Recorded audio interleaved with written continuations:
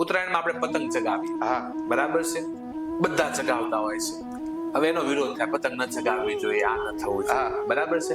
હવે પતંગ ચગાવવું એ આપણી હિન્દુ ધર્મની પ્રણાલી છે, જી. પરંપરા છે. તમે જે વાત મને કરી કે આ સાચું તથ્ય કે તો પતંગ શા માટે ચગાવવામાં આવે છે? લોકો ના પાડે છે પંખીઓ કપાય છે, ન કપાવા જોઈએ, જી પણ પતંગ ચગાવવી જોઈએ, જી બરાબર છે. એની સેફટી માટે થઈ. હા. હવે શું કામ પતંગ ચગાવવામાં આવે છે? તો જ્યારે મકર સંક્રાંતિ આવે, સૂર્ય ધન રાશિમાંથી મકરમાં પ્રવેશ કરે. જી સૂર્ય 6 મહિના ઉત્તરાયણ હોય, 6 મહિના દક્ષિણાયન. હા અત્યારે એનું જે દક્ષિણાયન ચાલે, સૂર્ય આ બધું નમેલો છે, ધીમે ધીમે ઉત્તરાયણ આવશે એટલે ઉપર આવશે. હા જ્યારે ઉત્તરાયણમાં પ્રવેશ કરે, મકર રાશિમાં સંક્રાંત થાય એટલે પ્રવેશ કરે, એ મકરમાં પ્રવેશ થતા સૂર્યના જે કિરણો વક્રી થાય, જી. એ વક્રી થયેલા કિરણો જ્યારે માણસની આંખમાં આવે ને, ત્યારે એ આંખની રોશની વધારે, એટલે એ સમયે આકાશમાં સૂર્ય સામે જોવું. જી આ એક ઓલું હતું.